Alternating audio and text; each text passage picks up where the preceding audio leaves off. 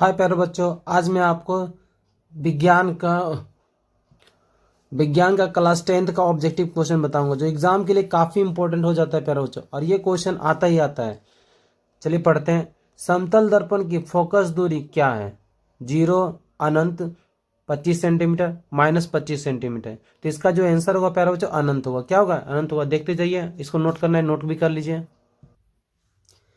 किसी वस्तु का अवतल दर्पण द्वारा वास्तविक, उल्टा और समान आकार का प्रतिबिंब बनता है तो वस्तु की स्थिति क्या है? मतलब कहा जाता है प्यारे बच्चों, जो अवतल दर्पण है वास्तविक, उल्टा और समान आकार का प्रतिबिंब बनाता है तो वस्तु की स्थिति कहाँ है? एफ पर, अनंत पर, सी पर? सी पर है। किसका है? सी पर है। निम्नलिखित में से किसमें प्रकाश सबसे तेज गति से चलती है? तेल में, पानी में, वायु में या कागज में? तो इसका आंसर है प्यारे बच्चों वायु में, क्योंकि वायु में सबसे तेज चलेगा प्रकाश।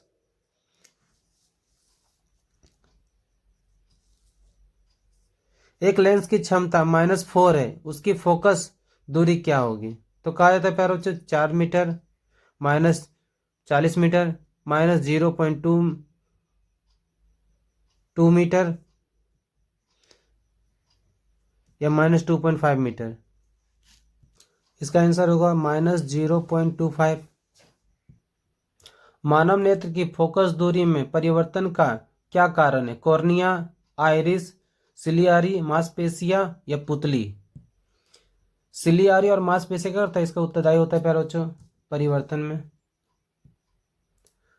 दूरदृष्टि दोष को भी कहा जाता है हाइपरमेट्रोपिया, मायोपिया, मोतियाबिंद या प्रेस्पायोपिया?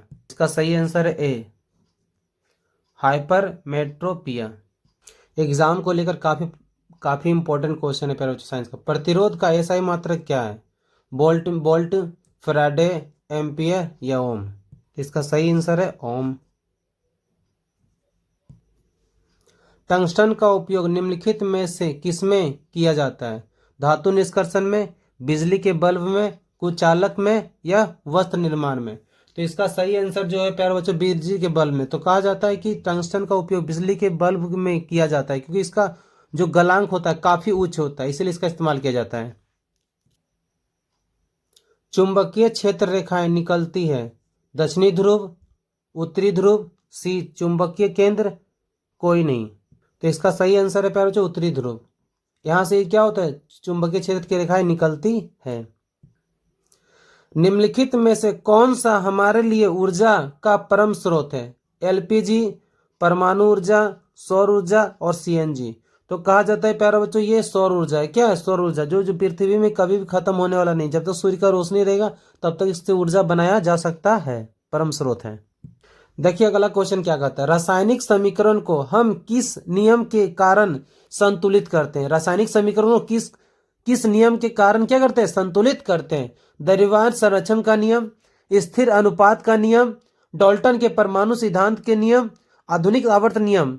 तो कहा जाता है प्यारे बच्चों ये द्रव्यमान संरक्षण का नियम के अनुसार हम लोग क्या करते हैं? रासायनिक समीकरण को संतुलित करते हैं इसी नियम के तहत। देखिए ध्यान से, देखिए प्यारे बच्चों ये सब्जेक्टिव में भी आया था, ऑब्जेक्टिव में आया था। देखिए आखिर कहा जाता है कि किस प्रकार का अभिक्रिया है?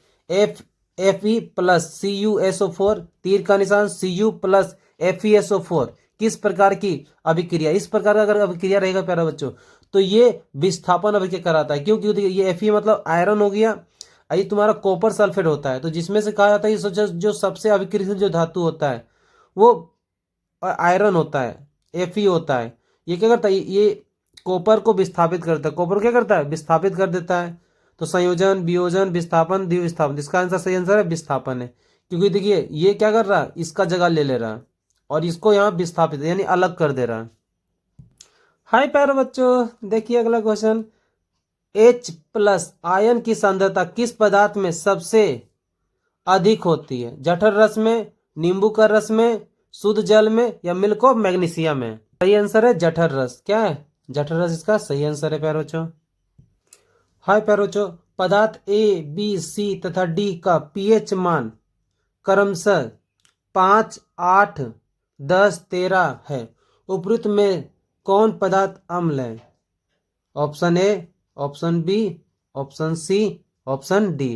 तो इसका सही आंसर जो होगा प्यारे बच्चों, जो अम्ल जो होता है उसका पीएच मान 7 से कम होता है। क्या होता है प्यारे बच्चों? 7 से कम होता है।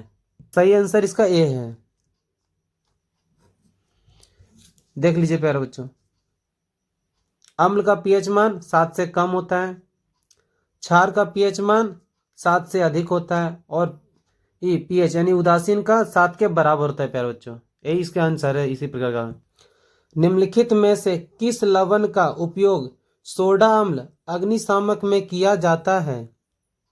NaCl, NaClCl2, Na2CO3, CaSO4। तो इसका सही आंसर है प्यारे बच्चों बी, NaHCO3 मतलब सोडियम बाइकार्बोनेट। ये इसका सही आंसर है प्यारे बच्चों, जो अग्निशामक यानी आग बुझाने में मदद करता है प्यारे बच्चों। देखिए प्यारे बच्चों, हमारा सीरीज चलेगा साइंस का, उसको आप देखते रहिए और अपने एग्जाम में नंबर बढ़ाने का कोशिश कीजिए प्यारे बच्चों। बाकी मिलते हैं नेक्स्ट वीडियो में।